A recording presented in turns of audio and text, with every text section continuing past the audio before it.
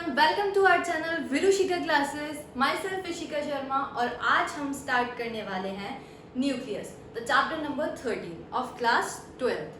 तो nucleus chapter के अंदर हम लोग डिस्कस करने वाले हैं साइज ऑफ न्यूक्लियस, न्यूक्लियस के कंपोनेंट्स क्या क्या हैं, कि न्यूक्लियस के अंदर क्या क्या एग्जिस्ट कर रहे हैं, कौन कौन से पार्टिकल्स, और हम पढ़ेंगे न्यूक्लियर फोर्सेस के बारे में, रेडियो एक्टिविटी के बारे में, और भी बहुत सारी चीज़ें हम डिस्कस करने वाले हैं। तो कहानी अभी तक ये है कि Rutherford alpha particle scattering experiment से हमें इतना तो पता लग गया कि जो न्यूक्लियस है उसके अंदर क्या एग्जिस्ट कर रहा है, प्रोटॉन एग्जिस्ट कर रहा है। ओके, तो अभी तक की बात तो सिर्फ इतनी हुई कि हमें अब साइज का थोड़ा आइडिया लग चुका है कि एटम का साइज क्या है, 10⁻⁻10 मीटर, और न्यूक्लियस का साइज 10⁻⁻14 टू -15 मीटर के अप्रॉक्स है। सो नाउ अब हम क्या करें, इसके बाद में क्या हुआ, चैडविक सर आए थे। ठीक है, सर चैडविक ने एक एक्सपेरिमेंट परफॉर्म किया जिससे क्या हुआ था, न्यूट्रॉन की डिस्कवरी हुई थी। तो सबसे पहले हम उस एक्सपेरिमेंटल सेटअप के बारे में और एक्सपेरिमेंट के बारे में थोड़ा सा डिस्कस कर लेते हैं, जिससे हमें थोड़ा आइडिया लगे कि न्यूट्रॉन की डिस्कवरी कैसे हुई थी। फिर फर्दर हम आगे प्रोसीड करेंगे।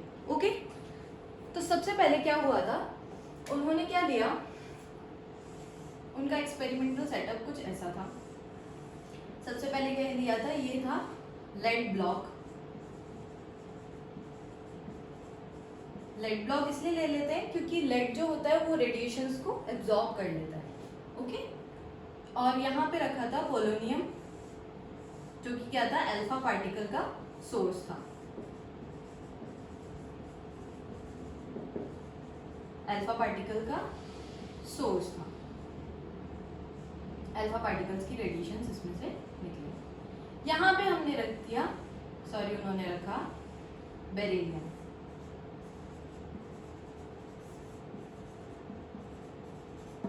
ओके, बेरिलियम की न्यूक्लियाई पे क्या करा उन्होंने, अल्फा पार्टिकल स्ट्राइक करवाए। तो यहाँ पर एक यहाँ जो ये रेडिएशंस थी अल्फा पार्टिकल के, ये इस बेरिलियम की स्लैब को पेनिट्रेट करके दूसरे एंड पे पहुंच गई। ओके, और यहां पे रखा था paraffin slab, it's a hydrocarbon, और यहां पे था हमारा प्रोटॉन डिटेक्टर। ओके, ये था हमारा experimental setup.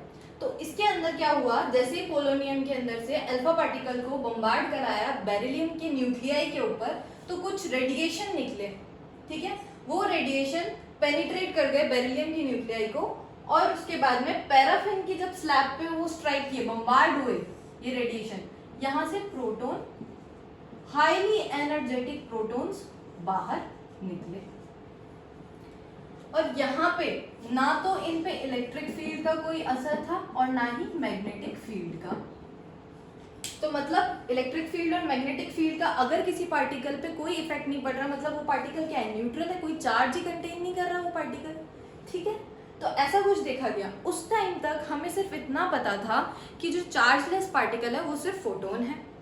Okay, electromagnetic waves के अंदर जो पार्टिकल फोटोन है, सिर्फ वही चार्जलेस पार्टिकल के बारे में हमें पता था। तो फिर क्या हुआ, जब हमने ये जो पूरा एक्सपेरिमेंटल सेटअप की क्या थी रिएक्शन, जब रिएक्शन को हमने क्या किया, एनर्जी कंजर्वेशन और मोमेंटम कंजर्वेशन करवाया, तो वो सेटिस्फाई नहीं हो रही थी। अब जब तक कोई रिएक्शन एनर्जी कंजर्वेशन और मोमेंटम कंजर्वेशन को सेटिस्फाई नहीं करती, तब तक उस रिएक्शन को हम वैलिड नहीं मानते हैं। तो सर चैडविक ने ये बताया, सर चैडविक ने बताया कि जो रेडिएशन निकली है बेरिलियम के न्यूक्लियाई को पेनिट्रेट करके, ये क्या है, असल में न्यूट्रॉन पार्टिकल से बनी है, जिसका मास प्रोटॉन के मास के इक्वल है और चार्ज 0 है। ओके, तो इस एक्सपेरिमेंट से क्या हुआ था, न्यूट्रॉन की डिस्कवरी हुई थी। ठीक है, तो इसको हम 2He4, ये क्या है हमारा अल्फा पार्टिकल, इसको हमने किस पे स्ट्राइक कराया, Be बेरिलियम के ऊपर, इससे हमें क्या ऑब्टेन हुआ, न्यूट्रॉन जिसका चार्ज 0 और एटॉमिक मास अप्रोक्सीमेटली किसके इक्वल है, मास नंबर उसका प्रोटॉन के इक्वल प्लस कार्बन।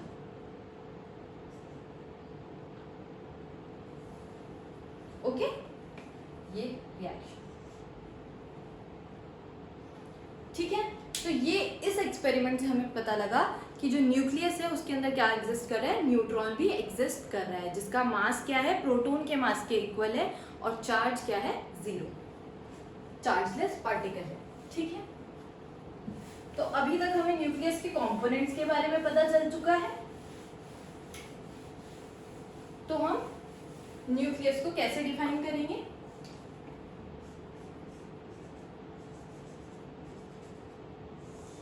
तो न्यूक्लियस के बारे में हमें क्या पता चल चुका है, nucleus is a important part of the atom.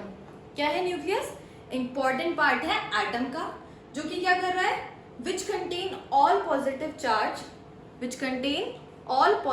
Charge of the atom and whose components are proton and neutron. उसके कंपोनेंट्स क्या क्या है, प्रोटॉन और न्यूट्रॉन है। न्यूक्लियस is important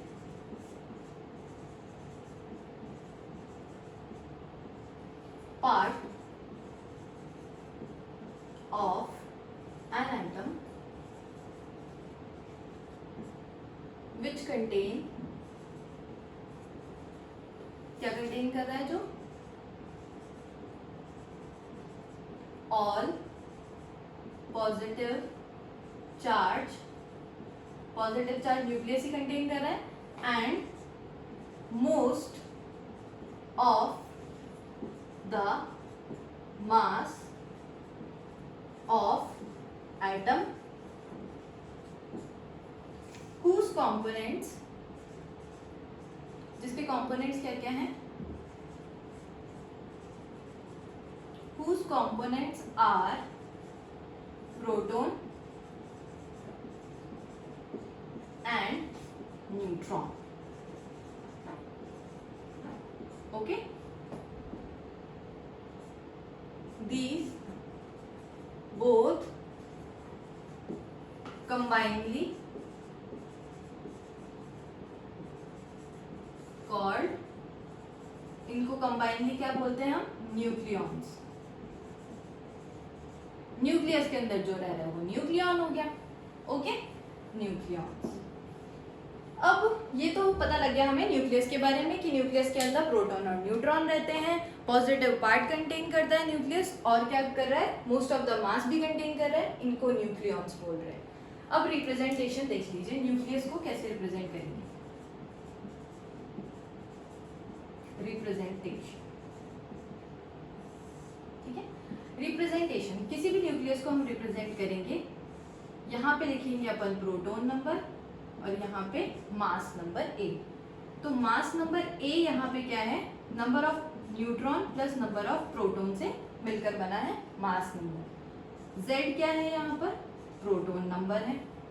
ठीक है, ये हो गए हमारे, ये हो गया तरीका हमारा न्यूक्लियस को रिप्रेजेंट करने का। Okay done. अब इसके बाद में हम देखेंगे classification of nuclear.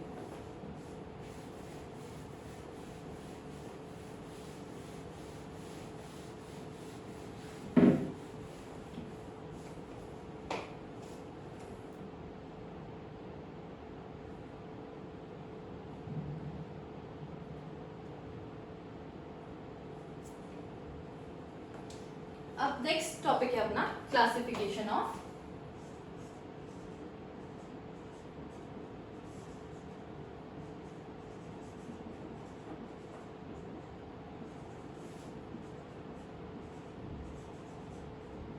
Classification of nuclear.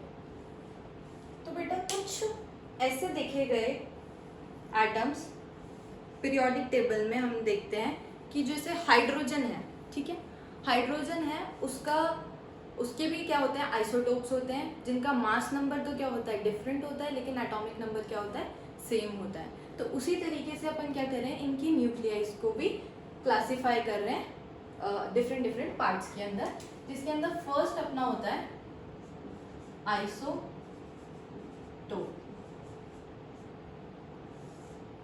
ठीक है, आइसोटोप क्या हो जाएंगे, nuclei having same proton number but different neutron number. ठीक है, सेम प्रोटॉन नंबर और डिफरेंट न्यूट्रॉन नंबर, वो क्या होते हैं, आइसोटोप्स होते हैं। ठीक है, जैसे कि एग्जाम्पल ले लो, एग्जाम्पल ले लेते हैं हम, किस कार्बन का ले सकते हैं हम इसके अंदर एग्जाम्पल, जैसे कार्बन है 6C12 और 6C13। अब देखो इसके अंदर प्रोटॉन नंबर क्या है, इसके 6 है, इसके भी प्रोटॉन नंबर 6 है, और इसके न्यूट्रॉन नंबर निकालने के लिए क्या करते हैं अपन, A minus Z equals to neutron number होता है। इसमें करो 12 माइनस 6 आ गए न्यूट्रॉन नंबर, और इसके अंदर क्या आ जाएगा 13 माइनस 6, तो क्या आ जाएगा न्यूट्रॉन नंबर इक्वल टू 7 आ गया। तो इस तरीके से क्या किया हमने, क्लासिफाई कर दिया आइसोटोप्स। ठीक है, नेक्स्ट देखिए, ये तो हो गया हमारा आइसोटोप। नेक्स्ट है हमारा आइसोटोन।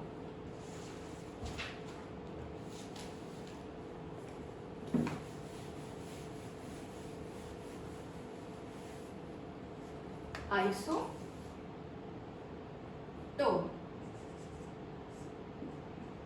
ठीक है, आइसोटोन के अंदर क्या होता है, nuclei, same definition, nuclei having same neutron number हो जाएगा ये, same neutron number but different proton number. Okay, इसमें क्या होगा, सेम न्यूट्रॉन नंबर होंगे और डिफरेंट प्रोटॉन नंबर हो जाएंगे। अब जैसे इसका एग्जांपल आप ले सकते हो कार्बन और नाइट्रोजन। ठीक है, कार्बन के अंदर क्या होते हैं 6C13 और 7N14, 6C13 और 7N14। ठीक है, इसके अंदर क्या हो जाएगा, सिमिलरिटी देख लीजिए, इसका प्रोटॉन नंबर क्या है, इसमें 6 और इसमें कितने हैं 7, तो प्रोटॉन नंबर तो क्या हो गए डिफरेंट, और इसमें सब्ट्रैक्ट करके देख लीजिए 13 माइनस 6 कितना आ गया अपना 7, ये आगे आ गया न्यूट्रॉन नंबर, और इसमें देखिए 14 माइनस 7 इक्वल्स टू 7, ये न्यूट्रॉन नंबर। न्यूट्रॉन नंबर क्या है यहाँ पे सेम है, और यहाँ पे क्या है प्रोटॉन नंबर डिफरेंट है। ये क्या हो गए हमारे आइसोटोन्स हो गए। ठीक है, सेकेंड क्लासिफिकेशन क्या हो गया, आइसोटोन। ठीक है, थर्ड आता है हमारा, थर्ड जो क्लासिफिकेशन है वो क्या है, isobars.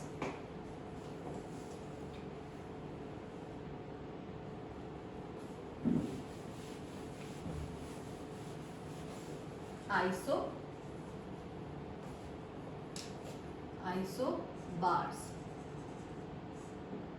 Nuclei having same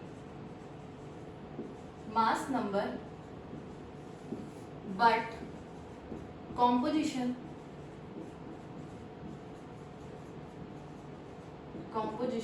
of proton and neutron are different। अब देखो इसके अंदर क्या होता है कि प्रोटॉन और न्यूट्रॉन नंबर का जो कॉम्पोजिशन होगा ना वो क्या होगा, डिफरेंट होगा, और जो मास नंबर होगा इसके अंदर वो क्या रहेगा, सेम रहेगा। सेम एग्जांपल ले सकते हैं अपन इसके अंदर भी, कार्बन का और नाइट्रोजन का। ठीक है, 6C14 और नाइट्रोजन का भी 7N14। अब देखो दोनों का एटॉमिक मास क्या है, सेम है, लेकिन यहाँ पे प्रोटॉन 6 है, यहाँ पे 7 है, और यहाँ पे न्यूट्रॉन 7 है, यहाँ पे क्या है प्रोटॉन 7 है। ठीक है, तो ये हो गए हमारे तीन क्लासिफिकेशन हो गए, आइसोटोप्स, आइसोटोन्स आइसो बार्स। तो आइसोटोप में P आता है तो P क्या रहेगा अपना, सेम रहेगा, न्यूट्रॉन डिफरेंट होंगे इसके अंदर। आइसोटोन में N आता है, न्यूट्रॉन सेम रहेंगे, नंबर ऑफ न्यूट्रॉन सेम रहेंगे, प्रोटॉन डिफरेंट। आइसोबार में B, बार मतलब एक तरीके से आप भार या मास से रिलेट कर सकते हो, तो इसके अंदर मास जो होगा वो क्या रहेगा, सेम रहेगा, प्रोटॉन और न्यूट्रॉन का कॉम्पोजिशन क्या हो जाएगा, डिफरेंट हो जाएगा। Okay done. तो ये था हमारा न्यूक्लियाइज का क्लासिफिकेशन। ठीक है,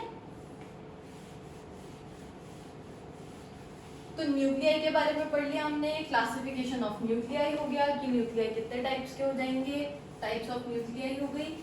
ठीक है, अब आता है हमारा नेक्स्ट टॉपिक, मास। मास क्या होगा, ठीक है। तो देखिए मास के अंदर नेक्स्ट टॉपिक है हमारा मास।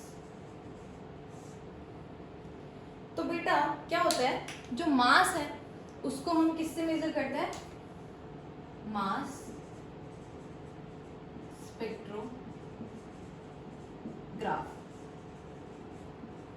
इसको किसने बनाया था, एस्टन साइंटिस्ट थे, उन्होंने बनाया था। ठीक है, अब मास जो होता है वो बेसिकली हम किस में पढ़ रहे हैं, 3 यूनिट्स में क्लासिफाई कर रहे हैं, kilogram, AMU atomic mass unit, या फिर U यूनिफाइड एटॉमिक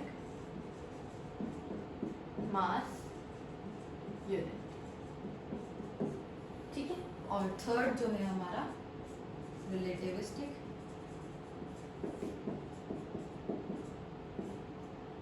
एंड। ठीक है, 3 पार्ट्स में डिवाइड कर दिया हमने मास का जो क्लासिफिकेशन है। फर्स्ट अपनी क्या हो गई, किलोग्राम, दूसरी क्या हो गई हमारी AMU या U, और तीसरी क्या हो गई, रिलेटिविस्टिक यूनिट। ठीक है, 3 तरीके की हो गई हमारी यूनिट्स। तो क्या देखा गया, किलोग्राम के अंदर अगर हम रिप्रेजेंट करते हैं तो ज़्यादा कन्वीनियंट नहीं हो रहा था अगर हम AMU या MEV में लेते हैं मास को न्यूक्लियाई के, क्योंकि इसके 10⁻⁻27 kg के अप्रॉक्स आ रहा था, जो कि इतना कन्वीनियंट नहीं होगा किलोग्राम्स में लेना, इसलिए हम क्या लेते हैं, AMU या फिर रिलेटिविस्टिक यूनिट ही काम में लेते हैं न्यूक्लियस के लिए। ठीक है, तो सबसे पहले एक कंफ्यूजन आई थिंक रहता है सबको कि AMU और U इनमें क्या डिफरेंस है। तो डिफरेंस कुछ भी नहीं है। सबसे पहले क्या हुआ था कि हमने 1 AMU को क्या लिया था, 1 AMU पहले कंसीडर किया गया था 1/16 टाइम्स पार्ट ऑफ ऑक्सीजन है।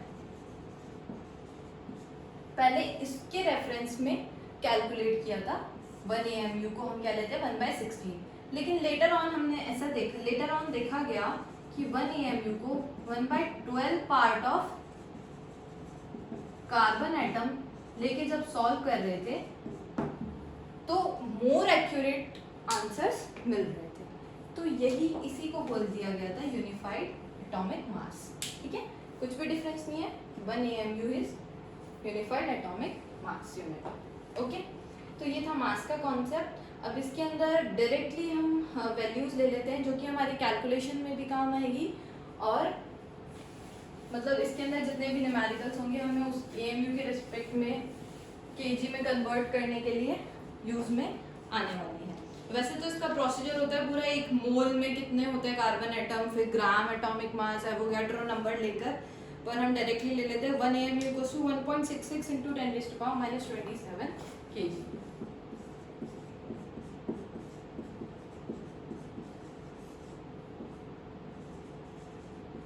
वन AMU क्या है, 1.66 × 10⁻⁻27 kg। तो कभी भी हम जब न्यूमेरिकल सॉल्व करेंगे तो हमें क्या करना पड़ेगा, ऐसा यूनिट्स में ही लेना पड़ेगा, kg में लेकर चलेंगे तो ऐसे हम कन्वर्जन करेंगे जब AMU में गिवन होगा हमें मास।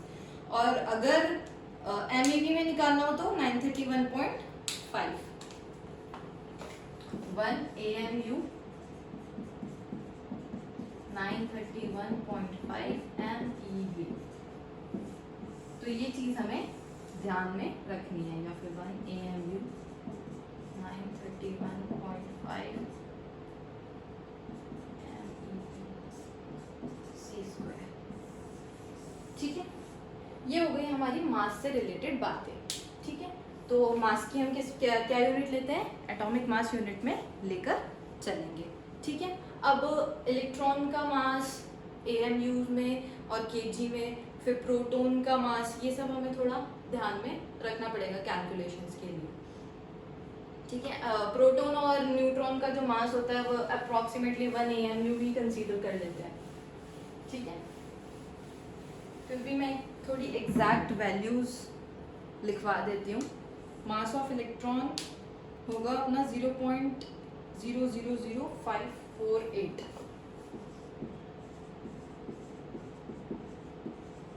AMU, mass of electron. और मास ऑफ प्रोटॉन या mass of neutron approximately 1 AMU consider करके चलिए। ठीक है, और ये आपको पता ही होगा, mass of proton is approximately equal to mass of hydrogen nuclei. अब ये ध्यान रखना, not hydrogen atom, hydrogen nuclei. ठीक है, और मास ऑफ, ठीक है, ये न्यूक्लियाई के इक्वल होता है, क्योंकि हाइड्रोजन एटम का मास ना कुछ ऐसा होता है, हाइड्रोजन एटम का जो मास होता है ना वो होता है 1.00, मतलब 1.007 ऐसे कुछ आ जाता है, 7-8 ऐसा कुछ होता है ये में, मतलब स्लाइटली डिफरेंस होता है। अब ये किस लिए होता है, क्योंकि क्या होता है, एटॉमिक मास क्या होता है, मास of nucleus plus mass of electron plus binding energy of, binding energy के भी होता है, पर यहाँ पे बाइंडिंग एनर्जी को क्या कर लेते हैं अपन, नेग्लिजिबल। तो ये हो जाता है अपना atomic mass, mass of nucleus plus mass of electron, इसके इक्वल होगा। ठीक है, ये चीज भी ध्यान में रखने की है। तो mass of atom equals to mass of atomic mass of nucleus और इलेक्ट्रॉन्स, इनके इक्वल होगा कि जितने इलेक्ट्रॉन, जैसे Z इलेक्ट्रॉन है तो Z इलेक्ट्रॉन, जितने भी नंबर ऑफ इलेक्ट्रॉन होंगे उससे मल्टीप्लाई भी करना पड़ेगा। Okay, so this is the mass concept, कि मास हम क्या ले रहे हैं, AMU में ले रहे हैं, उनकी वैल्यूज ये थोड़ा हमें याद करके चलनी पड़ेंगी। और नेक्स्ट हमारा नेक्स्ट क्या होता है, एक टॉपिक और होता है, एटॉमिक वेट क्या होता है। तो क्या होता है एटॉमिक वेट, मैं ऐसे ही बता देती हूँ। तो एटॉमिक वेट क्या होता है, जैसे एक ले लेते हैं अपन, हाइड्रोजन एटम ले लिया जैसे,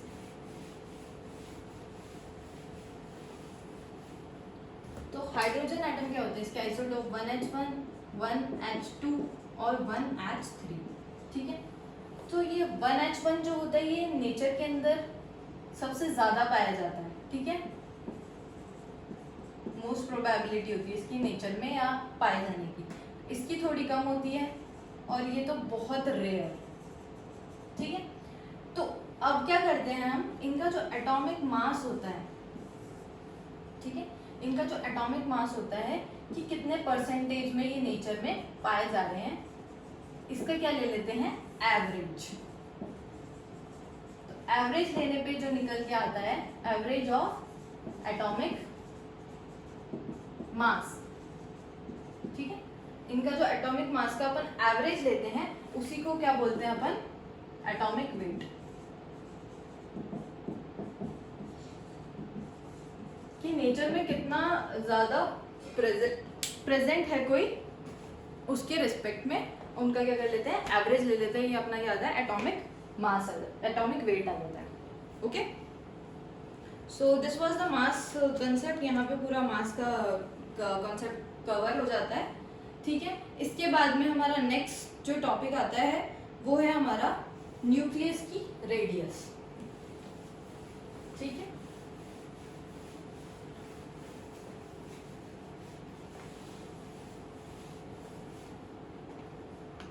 नेक्स्ट टॉपिक है अपना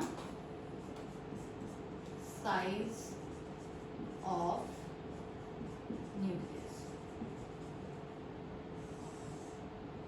ठीक है, साइज ऑफ न्यूक्लियस। तो अब अभी तक हमें पता लग गया था, उसके मास वगैरह के बारे में हमने जान लिया। तो अब साइज ऑफ न्यूक्लियस में क्या होता है कि न्यूक्लियस का जो साइज है ना, कि न्यूक्लियस की क्या रेडियस होगी, उसकी कोई न्यूक्लियस की जो बाउंड्रीज होती हैं वो बिल्कुल भी डिफाइन, मतलब एक प्रॉपरली शार्प बाउंड्री नहीं है न्यूक्लियस की। मतलब अगर अपन एक इमेजिन करें तो न्यूक्लियस की जो जैसे एटम के तो अपन ने बता दिया बाउंड्रीज, बट न्यूक्लियस को हम ऐसे नहीं बता सकते। हम न्यूक्लियस को कैसे लेते हैं कि जो न्यूक्लियस है वो सेंटर पे जो है ना वो हाईली डेंस है, डेंसिटी यहाँ पे क्या है, ज़्यादा है न्यूक्लियस की। उसके बाद में ऐसे ऐसे धीरे धीरे डेंसिटी क्या हो रही है, डिक्रीज हो रही है, और एक पॉइंट पे क्या हो रही है, बाहर जाके ज़ीरो हो रही है। तो यहाँ पे ऐसा पॉइंट जहाँ पे क्या हो जाए, डेंसिटी इक्वल टू ज़ीरो हो जाए, यही क्या होगी अपनी रेडियस ऑफ न्यूक्लियस। ठीक है, तो न्यूक्लियस की जो रेडियस है वो एग्जैक्टली क्या है, डेंसिटी जो मिड पार्ट में है वो क्या है, मैक्सिमम है, और बाहर आते आते डेंसिटी क्या हो रही है, ज़ीरो हो रही है। ठीक है, तो रेडियस कैलकुलेट करने के लिए हम क्या करेंगे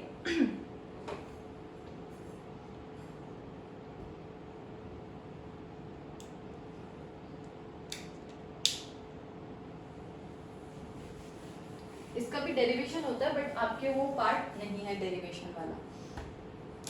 तो क्या हुआ था, रेडियस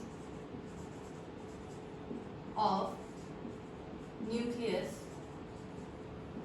कैलकुलेटेड बाय, क्या करते हैं हम, अल्फा पार्टिकल और जो इलेक्ट्रॉन होते हैं उनको क्या कराते हैं, स्कैटर कराते हैं। Radius of nucleus observe by scattering of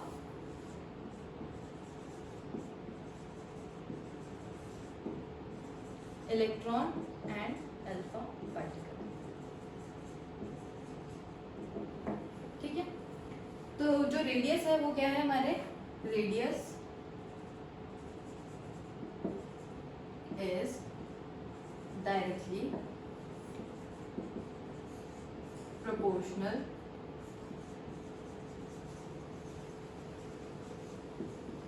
to cube root of mass number A. ठीक है, R is directly proportional to cube root of mass number A. ठीक है, R इक्वल्स टू कांस्टेंट आएगा R नॉट, ऐसे भी लिख सकते हैं इसे, a टू द पावर 1/3। अब ये R नॉट की जो वैल्यू है वो वेरी करती है 1.1 फर्मी से लेकर 1.5 फर्मी तक। ठीक है, लेकिन अगर हमें क्वेश्चन में न्यूमेरिकल्स में अगर गिवन नहीं है तो R नॉट की वैल्यू हम क्या लेते हैं, 1.2 फर्मी ही लेते हैं। Okay, so this is the concept of the radius. Radius भी आ गई, रेडियस क्या है, cube root of mass number की क्या है, डायरेक्टली प्रोपोर्शनल है। और इसको मीटर्स में लिखना हो तो 1.2 into 10⁻⁻15 metre. Okay, done, this is the radius. Now we will calculate the volume of the nucleus. ठीक है, तो हम क्या कर रहे हैं, अप्रॉक्सीमेटली क्या करते हैं, इसको कंसीडर स्फेरिकल कंसीडर कर रहे हैं न्यूक्लियस को।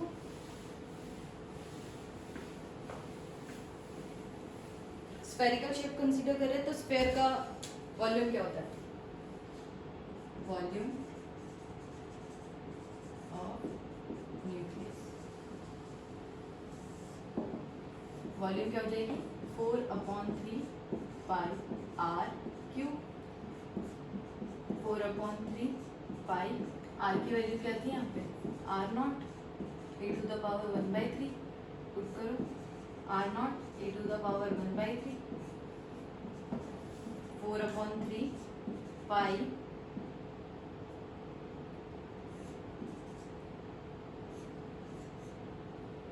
r0 cube a. This is the formula for calculating the volume. ठीक है, अब देखो इसके अंदर ये तो पूरा क्या हो गया अपना कांस्टेंट वैल्यू है, ये पूरी क्या है कांस्टेंट वैल्यू है हमारी।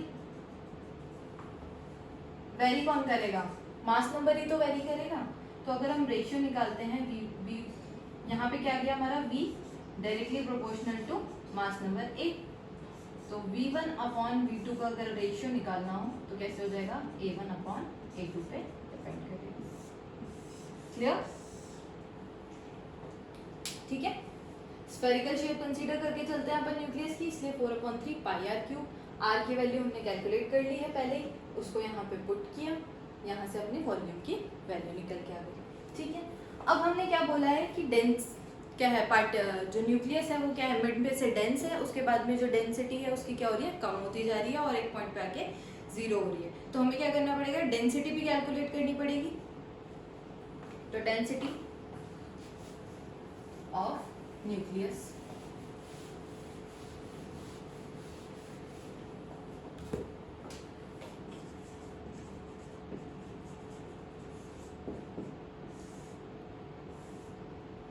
तो डेंसिटी कैलकुलेट करने के लिए क्या करेंगे, डेंसिटी का रो से रिप्रेजेंट करते हैं। फॉर्मूला क्या होता है, मास अपॉन वॉल्यूम। ओके, मास क्या है हमारा यहाँ पे,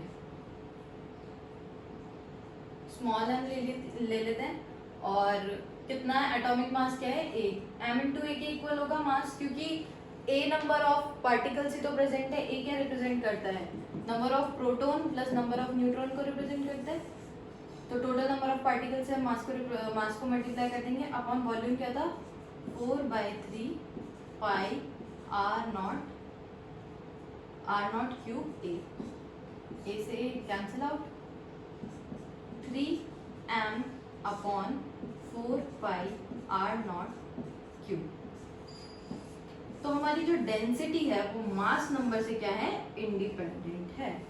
तो यहां से हमें क्या पता लगा, density of nucleus is independent of mass number a। Okay, ये आ गया हमारा डेंसिटी का फॉर्मूला, क्योंकि डेंसिटी भी कैलकुलेट करवा लेते हैं न्यूमेरिकल्स के अंदर। तो अब हम क्या करेंगे, ये हमारे 3 टॉपिक्स कवर हुए। अब हम साथ के साथ इन पे कुछ क्वेश्चंस प्रॉब्लम सॉल्व कर लेते हैं, जिससे कि ये टॉपिक और क्लियर हो जाए। और डेंसिटी कांस्टेंट हो जाती है एक पॉइंट पे आगे, ये तो हमें पता ही लग गया ना।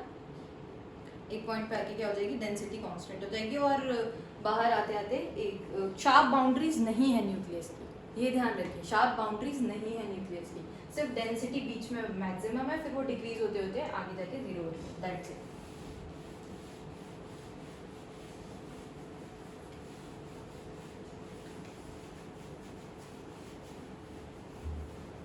तो हमने फॉर्मूले देख लेते हैं।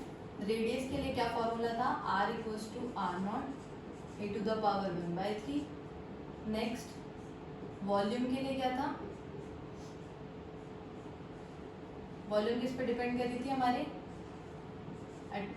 मास नंबर a पे डिपेंड कर रही थी, बाकी सारे क्या थे, कांस्टेंट थे। तो 4/3 पाई r0 क्यूब पाई r0 क्यूब, ठीक है। नेक्स्ट क्या था हमारा, डेंसिटी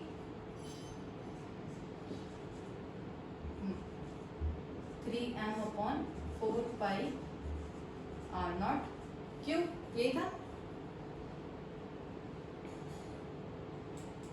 और इसके अंदर एक और चीज आई थी ना हमारी, v1 upon v2 equals to a1।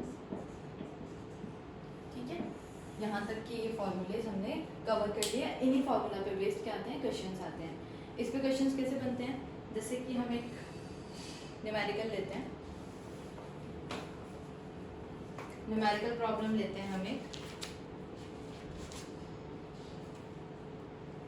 जैसे रेडियस ऑफ कॉपर दी हुई है 4.8 फर्मी, रेडियस निकालनी है mg की। क्वेश्चन क्या है, इफ रेडियस ऑफ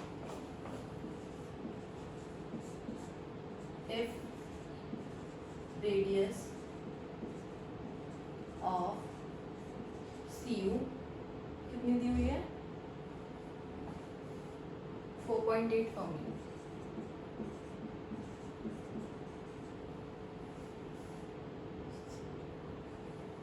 और ये गिवन दे गई आपको पहले। देन कैलकुलेट रेडियस ऑफ, किसकी कैलकुलेट करनी है, mg12।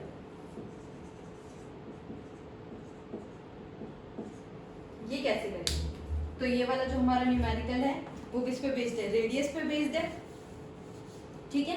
तो रेडियस कैलकुलेट करने के लिए हमारे पास क्या है, सबसे पहले जो क्वांटिटी गिवन है उसको लिख लीजिए।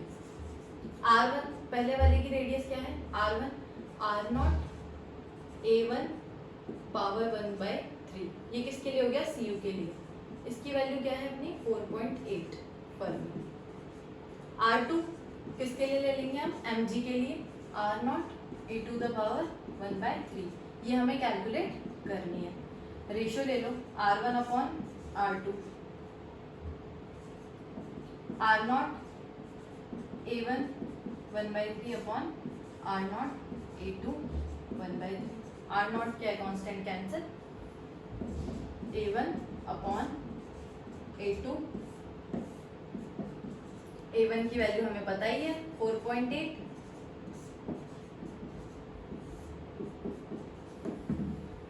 ठीक है। ऐसे हम कैलकुलेट कर सकते हैं इसको इजीली। सॉरी a1 की वैल्यू हमें क्या पता है 64, ठीक है, और a2 की वैल्यू हमें क्या करनी है, कैलकुलेट करनी है। r1 हमें पता ही कितनी दी है 4.8,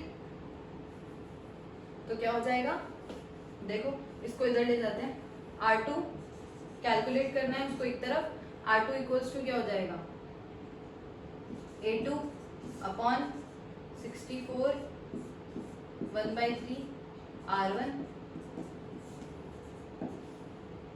a2 की वैल्यू भी क्या गिवन है हमें 27, तो 27 अपॉन 64 1/3 और ये 4.8, किसका क्यूब रूट है 27, 3 का, 3/4 इंटू 4.8, इसको कैलकुलेट कर दो,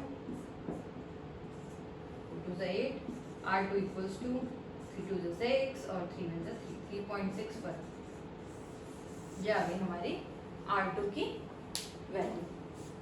इजी था ना, जब भी दो एलिमेंट्स दे देगा आपको, मतलब दो एटम दे देगा ना हमें जब भी क्वेश्चन में, तो वो रेडियस जो होगा वो इसके रिस्पेक्ट में, अब जैसे यहाँ पे नहीं दी होती इसकी 4.8 फर्मी, तो हम क्या करते हैं 1.2 कंसीडर करते हैं, लेकिन यहाँ पे गिवन है 4.8 फर्मी। तो हमने क्या किया, सबसे पहले r1 का फॉर्मूला लिखा, r2 का लिखा, इसके अंदर हमें a1 का पता है, एटॉमिक मास हमें देगा ही, ठीक है। यहाँ पे भी मास नंबर हमें गिवन है, दोनों a1 a2 की वैल्यू पता है, r0 कांस्टेंट कैंसिल हो ही गया हमारा, और r1 की वैल्यू हमें गिवन थी 4.8, तो उससे हमारे r2 की वैल्यू आ गई। यही करवाएगा मोस्टली तो, कि r1 r2 दोनों में से एक कैलकुलेट, एक तो गिवन दे ही देगा और दूसरा कैलकुलेट करवा लेगा, ठीक है। ये तो था एक टाइप का क्वेश्चन रेडियस के ऊपर। एक और क्वेश्चन है रेडियस के ऊपर, वो हम देखते हैं कि जैसे एक पर्टिकुलर आपको दे दे, जर्मेनियम 70 ले लिया, ठीक है, उसकी रेडियस हमें कैलकुलेट करनी है। अगर r0 की वैल्यू पहले से दे दे, है ना, तो वो कैलकुलेट करनी है। कैलकुलेट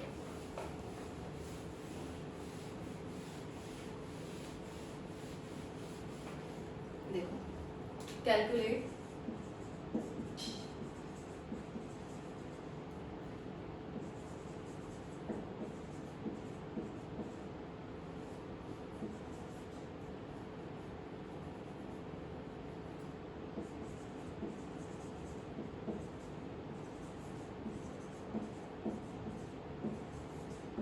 आर नॉट यहाँ पे क्या दिया हुआ है 1.1 फर्मी, ठीक है। तो हमें डायरेक्ट फॉर्मूला पता ही है, R equals to R nought A to the power 1/3, R equals to R nought की वैल्यू क्या 1.1, ए क्या है 70 टू द पावर 1/3, ठीक है। तो यहाँ से हम क्या करेंगे, अब 70 का क्यूब रूट निकाल लो, अप्रॉक्सीमेटली आपका आता है 70 का क्यूब रूट जो होता है 4.1 के आसपास आता है शायद। तो ये आ गया हमारा आर नॉट की वैल्यू, इसको कैलकुलेट कर लो। 1.1 को 4.1 से करेंगे तो आपका आंसर जो आएगा वो अप्रॉक्सीमेट आ जाएगा 4.53 के आसपास।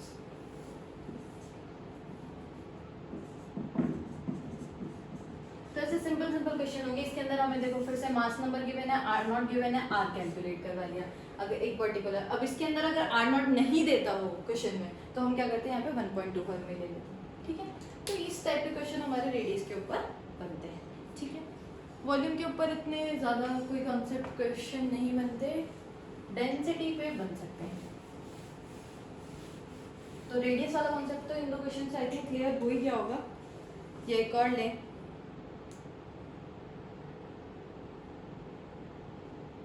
डेंसिटी पे ले लेते हैं हम next question. 56 FE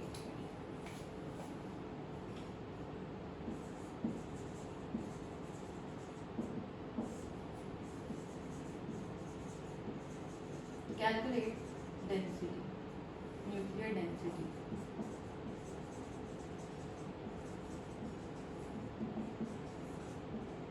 of Fe56।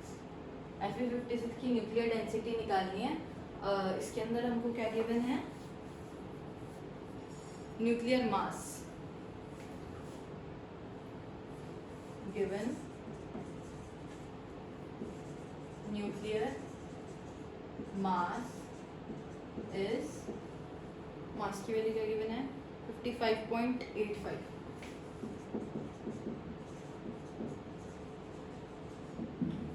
तो सबसे पहले हमको क्या करना है, जो जो गिवन होगा हम वो चीजें लिख लेते हैं सबसे पहले। तो देखो ए की वैल्यू क्या दी हुई है 56 दी हुई है, ठीक है, और एम की वैल्यू क्या दी हुई है हमें 55.85। तो डायरेक्ट कैलकुलेट करते हैं फिर हम इसे डेंसिटी से। लेकिन यहाँ पे क्या है, एक चीज ध्यान देने वाली है, किसमें दी हुई है AMU। और अभी हमने पढ़ा है कि जब मतलब न्यूमेरिकल जब भी हम करते हैं वो क्या लेते हैं, SI यूनिट लेते हैं। तो मास की SI यूनिट क्या होती है, kg में होगी। तो हम इसको पहले AMU से करेंगे kg में कन्वर्ट। तो 55.85 इंटू 1.66 10⁻⁻27 kg। तो ये तो हो गया मास हमारा कन्वर्ट। अब डेंसिटी का फॉर्मूला क्या है, डायरेक्ट पुट कर दो इसके अंदर। यहाँ पे देखो मास हमने निकाल लिया 55.85, 4 पाई की वैल्यू 3.14 और आर नॉट की वैल्यू, अब देखो यहाँ पे गिवन नहीं है आर नॉट की वैल्यू, इसलिए हम आर नॉट को यहाँ पे क्या ले लेंगे 1.2 फर्मी ले सकते हैं, ठीक है। तो इसके अंदर डायरेक्ट वैल्यू पुट कर दी।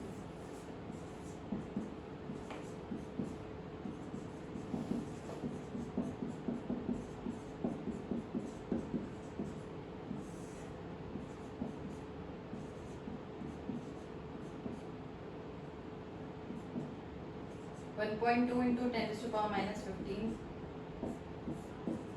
ठीक है। तो यहाँ से हमारा रो की वैल्यू आ जाएगी इसको सॉल्व करने की।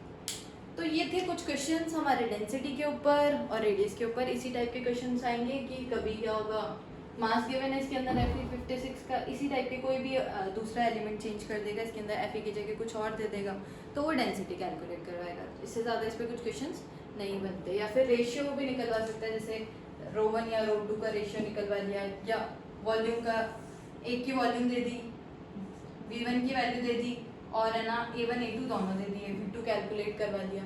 तो इस टाइप के सिंपल सिंपल क्वेश्चंस बनेंगे इसके ऊपर। ओके देन, आज की क्लास में इतना ही। आगे हम पढ़ेंगे न्यूक्लियर फोर्सेस के बारे में, वो हम पढ़ेंगे नेक्स्ट क्लास के अंदर। Okay, bye bye.